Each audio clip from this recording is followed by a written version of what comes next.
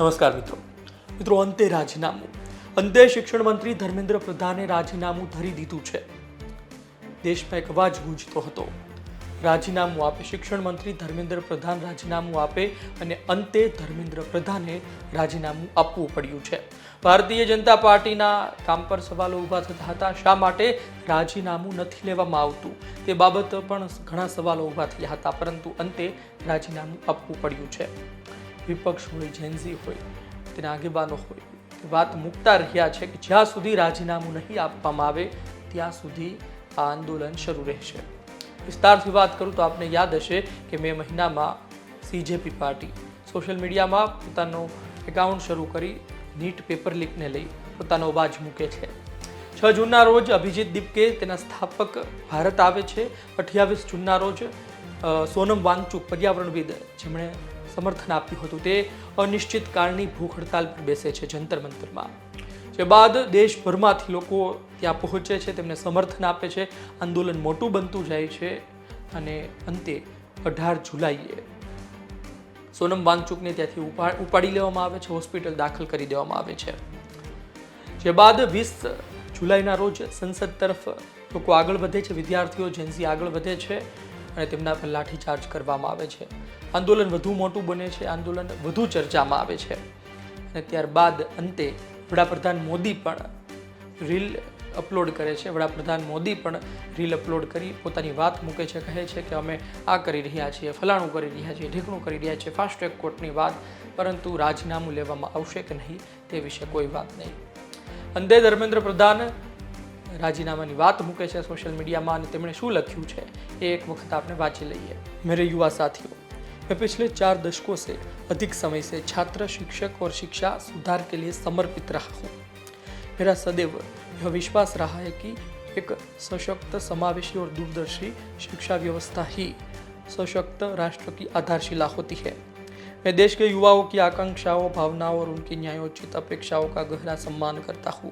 भारत की युवा पीढ़ी के सपनों को साकार करना हम सभी के राजनीतिक एवं सामाजिक जीवन का नैतिक संकल्प रहा है। आदरणीय प्रधानमंत्री जी के दूरंदेशी नेतृत्व में राष्ट्र की सेवा करने का जो अवसर मुझे प्राप्त हुआ है, उसके लिए मैं प्रधानमंत्री जी का आभार प्रकट करता हूँ। किंतु 3 मई 2026 को हुई नीट यूजी की परीक्षा में सामने आई अनियमितता पाई गई। भारत सरकार ने इसको तुरंत संज्ञान में लेते हुए जांच सीबीआई को सौंपी और परीक्षा को रद्द किया एवं पुनः परीक्षा की तिथि घोषित हुई। इसके साथ ही अगले वर्ष से इस परीक्षा को सीबीटी मोड में करने का निर्णय लिया। इस दौरान हमारी प्रमुख प्राथमिकता यह रही कि 20 लाख से अधिक छात्रों की परीक्षा सुचारू रूप से आयोजित हो। इसके लिए होल ऑफ गवर्नमेंट अप्रोच के तहत काम किया गया। इसमें भारत सरकार के साथ राज्य सरकार, विशेषकर जिला प्रशासक की महत्वपूर्ण भूमिका रही। साथ ही छात्रों के अभिभावक और माता पिता के सहयोग से 21 जून 2026 को यह परीक्षा पूर्ण हुई। पहले ही दिन से इस पर मैंने जिम्मेदारी ली और इस परिस्थिति से कभी मुंह नहीं मोड़ा। मेरा यह संकल्प था कि हम किसी भी मेधावी छात्र की संभावना परीक्षा माफिया के कारण खराब नहीं होने देंगे, किसी भी छात्र के साथ अन्याय नहीं होने देंगे। 16 जुलाई को घोषित नीट यूजी के परिणाम संतोषजनक रहे, जिसमें गरीब पृष्ठभूमि से आए कई मेधावी छात्रों को भी सफलता मिली, परंतु इस दौरान भी कई छात्रों को गुमराह करने के लिए जिम्मेदार पदों पर बैठे व्यक्तियों ने बाधा डालने की कोशिश की, जिससे मन अत्यंत व्यथित हुआ।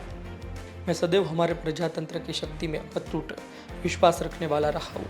युवाओं की आकांक्षाओं, सपनों और अपेक्षाओं का गहरा सम्मान करता आया हूँ।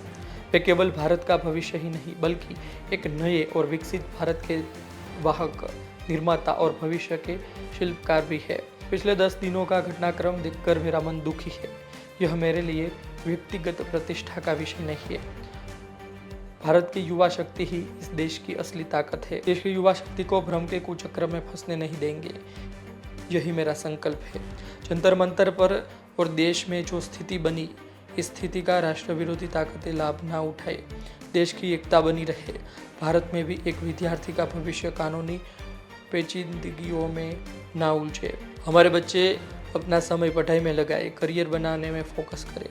इसी बात पर विचार करते हुए मैंने अपना त्यागपत्र माननीय प्रधानमंत्री जी को भेज दिया है। मैं आदरणीय प्रधानमंत्री जी के मार्गदर्शन, विश्वास और निरंतर सहयोग के लिए हार्दिक कृतज्ञता व्यक्त करता हूँ। साथ ही मंत्रिपरिषद के अपने सभी सम्मानित साथियों, मंत्रालय के अधिकारियों एवं कर्मचारियों तथा उन सभी व्यक्तियों का भी आभार व्यक्त करता हूँ जिनके साथ मुझे कार्य करने का सौभाग्य प्राप्त हुआ। राष्ट्र सेवा मेरे जीवन की सर्वोच्च प्राथमिकता है, इसके लिए सदैव समर्पित रहूँगा। प्रभु श्री जगन्नाथ जी के आशीर्वाद से मैं भविष्य में भी भारत माता, ओडिशा की जनता और देश के युवाओं की आकांक्षाओं की पूर्ति के लिए हर संभव रूप में स्वयं समर्पित रहूँगा। આપકા ધર્મેન્દ્ર પ્રધાન। તો આપે સાંભળ્યું કે શું લખવામાં આવ્યું છે। વડાપ્રધાન સુધી આ પત્ર પહોંચાડી દેવામાં આવ્યો છે। જોઈએ હવે જેનઝી આંદોલન છે, સીજેપી પ્રોટેસ્ટ છે, એ પૂરી થાય છે કે નહીં અને ખરા અર્થમાં દેશમાં પહેલાં જેવું વાતાવરણ બને છે કે નહીં। એ સમય કે જ્યારે નીટનું પેપર લીક નહોતું થયું, એ સમય કે જ્યારે જંતર મંતર પર આટલી મોટી સંખ્યામાં લોકો નહોતા, એ વાતાવરણ ફરી પાછું પ્રાપ્ત થાય છે। અને આપનું શું કહેવું છે કોમેન્ટ બોક્સમાં જરૂરથી જણાવજો। ધર્મેન્દ્ર પ્રધાને રાજીનામું આપ્યું, એ પત્ર સોશિયલ મીડિયામાં વાયરલ થયો છે, એમણે વડાપ્રધાન સુધી પહોંચાડ્યો છે, પરંતુ આ વિશે આપ શું વિચારો છો? એમણે જે શબ્દો લખ્યા છે એ વિશે આપ શું વિચારો છો? આપનો અભિપ્રાય કોમેન્ટ બોક્સમાં જરૂરથી જણાવજો। ધન્યવાદ।